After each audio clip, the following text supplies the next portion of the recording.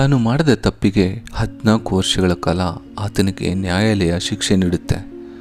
ಈ ಕಥೆಯ ನಾಯಕನ ಹೆಸರು ಪ್ಯಾಪಿಲಾನ್. ಶಿಕ್ಷೆಗೆ ಗುರಿಯಾದ ಪ್ಯಾಪಿಲಾನ್ ತಲೆಯಲ್ಲಿ ಈಗ ಓಡ್ತಾ ಇರೋದು ಎರಡೇ ವಿಷಯ. ಒಂದು, ಸೆರೆವಾಸದಿಂದ ತಪ್ಪಿಸ್ಕೊಳ್ಳೋದು. ಎರಡು, ತನ್ನ ಈ ಸ್ಥಿತಿಗೆ ಕಾರಣರಾದವರ ವಿರುದ್ಧ ಸೇಡು ತೀರಿಸ್ಕೊಳ್ಳೋದು. ಹಲೋ ಫ್ರೆಂಡ್ಸ್, ಮಾತುಕತೆಗೆ ಸ್ವಾಗತ. ಈ ದಿನದ ಮಾತುಕತೆ ಪ್ಯಾಪಿಲಾನ್ ಪುಸ್ತಕದ ಬಗ್ಗೆ. ಪ್ಯಾಪಿಲಾನ್ ಕೈದಿಯೊಬ್ಬನ ನಿಜ ಜೀವನದ ಕತೆ. ಈ ಕಥೆಯ ಹೀರೋನೇ ಇದರ ಲೇಖಕ. ಈತನ ಹೆಸರು ಹೆನ್ರಿ ಚಾರೆರೆ. ಈತನನ್ನು ಆತನ ಸ್ನೇಹಿತರ ಬಳಗ ಪ್ಯಾಪಿಲಾನ್ ಅಂತ ಕರೀತಾ ಇತ್ತು. ಹೆನ್ರಿ ಈ ಪುಸ್ತಕ ಪ್ರಕಟಣೆಗಾಗಿ ಸಂಪಾದಕರ ಹತ್ರ ಹೋದಾಗ ಈತನ ಕತೆ ಓದಿ ಆತ ಶಾಕ್ ಆಗಿದ್ದ. ಯಾಕಂದರೆ ಈ ಪುಸ್ತಕ ಒಂದು ಅಮಾನವೀಯ ವ್ಯವಸ್ಥೆಯನ್ನು ಈ ಜಗತ್ತಿಗೆ ತೋರಿಸೋ ಪ್ರಯತ್ನ ಆಗಿತ್ತು. ಇದನ್ನು ಓದಿದ ಸಂಪಾದಕ ಇದು ನಿಜನೋ ಅಲ್ವಾ ಅಂತ ತಿಳ್ಕೊಳೋದಕ್ಕೆ ತನ್ನದೇ ಆದ ಒಂದು ಇನ್ವೆಸ್ಟಿಗೇಷನ್ ಟೀಮ್ನ ಕಟ್ಟಿ ಅದರಿಂದ ಚೆಕ್ ಮಾಡಿಸ್ತಾನೆ. ತಾನೇ ಖುದ್ದಾಗಿ ಹೋಗಿ ಈ ಕಥೆಯಲ್ಲಿ ಬರೋ ಕೆಲವು ಸ್ಥಳಗಳನ್ನ, ಕೆಲವು ವ್ಯಕ್ತಿಗಳನ್ನ ಭೇಟಿ ಮಾಡ್ತಾನೆ. ಎಲ್ಲ ಖಚಿತವಾದ ಮೇಲೇ ಈ ಕೃತಿನ ಪ್ರಕಟಣೆ ಮಾಡ್ತಾನೆ. ಪ್ಯಾಪಿಲಾನ್ ಕೃತಿ 20ನೇ ಶತಮಾನದ ಅತ್ಯಂತ ಸಾಹಸಮಯ, ಕುತೂಹಲಭರಿತ, ಸತ್ಯ ಘಟನೆ ಆಧಾರಿತ ಕಥೆಯಾಗಿದೆ. ಇದು ಮೊದಲು ಪ್ರಕಟಗೊಂಡಿದ್ದು ಫ್ರೆಂಚ್ ಭಾಷೆಯಲ್ಲಿ. ಇದನ್ನು ಕನ್ನಡಕ್ಕೆ ತಂದವರು ನಮ್ಮ ಪೂರ್ಣಚಂದ್ರ ತೇಜಸ್ವಿ ಅವರು ಹಾಗೂ ಪ್ರದೀಪ್ ಕೆಂಚಗಿ ಅವರು. ಈ ಕತೆ ಶುರುವಾಗೋದು 1930 ಫ್ರಾನ್ಸ್ ರಾಜಧಾನಿ ಪ್ಯಾರಿಸ್ನಲ್ಲಿ. ತನಗೆ ಸಂಬಂಧನೇ ಇಲ್ಲದಿರೋ ಕೊಲೆ ಪ್ರಕರಣದಲ್ಲಿ ಪ್ಯಾಪಿಲಾನ್ನ ಸ್ನೇಹಿತರು ಪ್ಯಾಪಿಲಾನ್ನ ಸಿಕ್ಕಿಸಿ ಅಪರಾಧಿ ಮಾಡ್ತಾರೆ. ನ್ಯಾಯಾಲಯ ಅವನಿಗೆ 14 ವರ್ಷಗಳ ಜೈಲು ಶಿಕ್ಷೆ ನೀಡುತ್ತೆ. ದಕ್ಷಿಣ ಅಮೆರಿಕಾದ ಫ್ರೆಂಚ್ ಗಯಾನ ದ್ವೀಪಗಳ ಕಾರಾಗೃಹಕ್ಕೆ ಇವನನ್ನು ಕಳಿಸ್ತಾರೆ. ಈ ಜೈಲುಗಳು ನಾಗರಿಕ ಸಮಾಜದಿಂದ ದೂರದಲ್ಲಿ, ನರಕಕ್ಕೆ ಪಿನ್ ಕೋಡ್ ಅನ್ನೋ ಥರದಲ್ಲಿ ಇರುತ್ತೆ. ಈ ಜೈಲುಗಳಿಗೆ ಹೋದವರು ಮತ್ತೆ ಬದುಕಿ ಆಚೆ ಹೋಗ್ತಾರೆ ಅನ್ನೋದು ಕನಸಿನ ಮಾತು.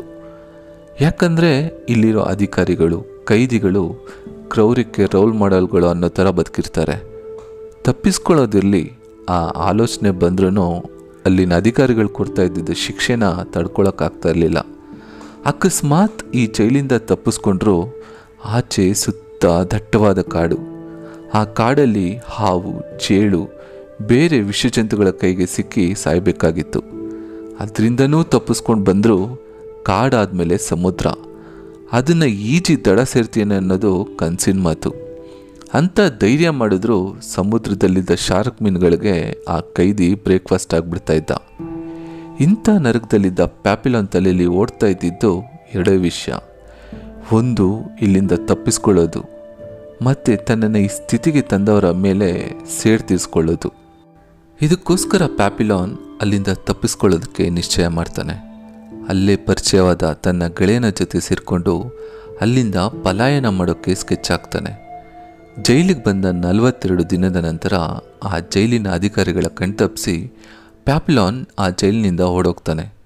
ಆದರೆ ದುರದೃಷ್ಟ, ಪೊಲೀಸರು ಮತ್ತೆ ಅವನನ್ನು ಹಿಡಿತಾರೆ. ಪ್ಯಾಪಿಲಾನ್ ಮತ್ತೆ ಜೈಲು ಸೇರ್ತಾನೆ. ಶಿಕ್ಷೆ ಇನ್ನಷ್ಟು ಹೆಚ್ಚಾಗುತ್ತೆ. ಆದರೆ ಪ್ಯಾಪಿಲಾನ್ ಅಲ್ಲಿಂದ ತಪ್ಪಿಸ್ಕೊಳ್ಳೋ ಆಲೋಚನೆ ಮಾತ್ರ ಬಿಡೋದಿಲ್ಲ. ಅಲ್ಲಿಂದ ಎಸ್ಕೇಪ್ ಆಗೋ ಪ್ರಯತ್ನನ ಬಿಡೋದಿಲ್ಲ. ಜೈಲು ಅಧಿಕಾರಿಗಳು ಚಿತ್ರಹಿಂಸೆ ಕೊಡ್ತಾರೆ. ಕತ್ತಲೆ ಕಣೆಯಲ್ಲಿ ಕೂಡಿ ಹಾಕಿ ಒಬ್ಬಂಟಿಯಾಗಿ ವಾರ, ತಿಂಗಳುಗಳ ಕಾಲ ಕೂಡಿ ಹಾಕ್ತಾರೆ. ಕತ್ತಲೆ ಕೋಣೆಗಳು ಅಂದರೆ ಅಲ್ಲಿ ಸಂಪೂರ್ಣ ಕತ್ತಲು, ಒಂದಿಂಚು ಕೂಡ ಬೆಳಕಿರೋದಿಲ್ಲ. ಕೈದಿಗಳಿಗೆ ಹಗಲು ರಾತ್ರಿಗಳ ಅರಿವಾಗೋದಿಲ್ಲ. ಒಳಗಡೆ ಇಲಿ, ಹೆಗ್ಗಣಗಳ ಕಾಟ ಬೇರೆ.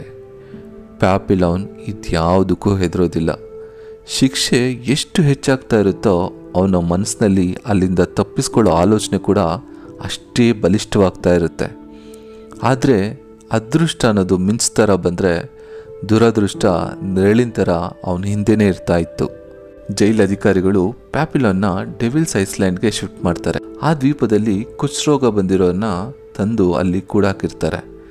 ದೈಹಿಕವಾಗಿ, ಮಾನಸಿಕವಾಗಿ ಪ್ಯಾಪಿಲಾನ್ನ ಕುಗ್ಗಿಸ್ಬೇಕು ಅಂತ ಜೈಲು ಅಧಿಕಾರಿಗಳು ಎಷ್ಟೇ ಪ್ರಯತ್ನ ಪಟ್ಟರೂ ಪ್ಯಾಪಿಲಾನ್ ಬದಲಾಗೋದಿಲ್ಲ. ಪ್ಯಾಪಿಲಾನ್ 13 ವರ್ಷದಲ್ಲಿ 9 ಸಾರಿ ಸೆರೆವಾಸದಿಂದ ತಪ್ಪಿಸ್ಕೊಳ್ಳೋಕ್ಕೆ ಪ್ರಯತ್ನ ಮಾಡಿ ಮತ್ತೆ ಮತ್ತೆ ಸಿಕ್ಕಿ ಹಾಕ್ಕೊಂಡಿರ್ತಾನೆ. ಪ್ಯಾಪಿಲಾನ್ಗೆ ಕೊನೆಯ ಅವಕಾಶವಾಗಿ ಈ ಸೆರೆವಾಸದಿಂದ ತಪ್ಪಿಸ್ಕೊಳ್ಳೋಕ್ಕೆ ಸಮುದ್ರದಲ್ಲಿ ಪ್ರಯಾಣ ಮಾಡೋಕ್ಕೆ ತನ್ನದೇ ಆದ ಒಂದು ತೆಪ್ಪ ತಯಾರಿಸ್ಕೊಳ್ತಾನೆ. ತೆಂಗಿನ ಚಿಪ್ಪುಗಳನ್ನ ತಂದು ಅದನ್ನು ಒಂದು ಮೂಟೆಯಲ್ಲಿ ಕಟ್ಟಿ ಅದ್ರ ಮೂಲಕ ಆ ಜೈಲಿನಿಂದ ಆ ದ್ವೀಪದಿಂದ ತಪ್ಪಿಸ್ಕೊಂಡು ತೆಂಗಿನ ಚಿಪ್ಪಿನ ಮೂಟೆಯಲ್ಲಿ ಸಮುದ್ರ ದಾಟ್ತಾನೆ. ಸ್ವತಂತ್ರವಾಗಿ ಬದುಕಬೇಕನ್ನೋ ಛಲನೆ ಪ್ಯಾಪಿಲಾನ್ನ ಕಾಪಾಡುತ್ತೆ. ತಾನು ಸ್ವತಂತ್ರವಾಗಿ ಬದುಕಬೇಕಂತ ಪ್ಯಾಪಿಲಾನ್ ಎಷ್ಟೆಲ್ಲ ಕಷ್ಟಪಡ್ತಾನೆ, ಎಷ್ಟು ನೋವು ಅನುಭವಿಸ್ತಾನೆ ಅಲ್ವಾ. ಪ್ಯಾಪಿಲಾನ್ ಕಥೆಯಲ್ಲಿ ಏನಿಲ್ಲ ಹೇಳಿ, ಸಾಹಸ, ಕುತೂಹಲ, ನೋವು, ಸ್ನೇಹ, ಸಂಬಂಧ ಎಲ್ಲವನ್ನು ಅನುಭವಿಸಿ ಈ ಪುಸ್ತಕದಲ್ಲಿ ದಾಖಲಿಸಿದ್ದಾನೆ. ಈ ಪುಸ್ತಕ ಪ್ರಕಟ ಆಗಿದ್ದು 1969ರಲ್ಲಿ. ನೈಜ ಆಧಾರಿತ ಕಥೆ ಆದ್ದರಿಂದ ಅಂದಿನ ಕಾಲಕ್ಕೆ ಇದು ಅತ್ಯಂತ ಪ್ರಸಿದ್ಧ ಕೃತಿಯಾಗಿತ್ತು.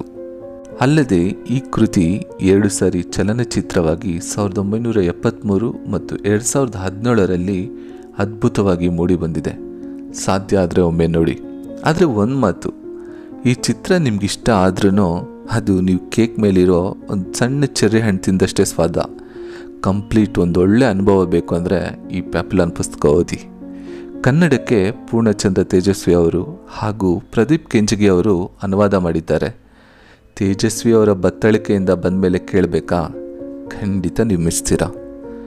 ಈ ಪುಸ್ತಕ ಓದಿದ ಮೇಲೆ ಅಥವಾ ಆಲ್ರೆಡಿ ಓದಿದರೆ ಈ ಪುಸ್ತಕದ ಬಗ್ಗೆ ನಿಮ್ಮ ಅಭಿಪ್ರಾಯನ ಕಮೆಂಟ್ ಬಾಕ್ಸ್ನಲ್ಲಿ ತಿಳಿಸಿ. ಹಾಗೆ ನಿಮಗೆ ಇಷ್ಟವಾದ ಪುಸ್ತಕ ಯಾವುದು ಅಂತಲೂ ತಿಳಿಸಿ. ನಿಮ್ಮ ಇತರ ಪುಸ್ತಕ ಪ್ರಿಯರಿಗೆ ಈ ವಿಡಿಯೋನ ಫಾರ್ವರ್ಡ್ ಮಾಡೋದನ್ನು ಮರಿಬೇಡಿ. ನನಗೆ ಈ ಪುಸ್ತಕ ಓದ್ತಾ ಇದ್ದಷ್ಟು ಕಾಲ ನಮ್ಮ ರಾಕಿಂಗ್ ಸ್ಟಾರ್ ಯಶ್ ಈ ಚಿತ್ರ ಮಾಡಿದರೆ ಹೇಗಿರುತ್ತೆ ಅಂತ ಅನ್ನಿಸ್ತಾ ಇತ್ತು. ಈ ವಿಡಿಯೋ ಇಷ್ಟ ಆದರೆ ಲೈಕ್ ಮಾಡಿ ಹಾಗೂ ಸಬ್ಸ್ಕ್ರೈಬ್ ಮಾಡೋದನ್ನು ಮರಿಬೇಡಿ. ಕನ್ನಡ ನಮ್ಮ ಬದುಕಾಗಲಿ. ಧನ್ಯವಾದ.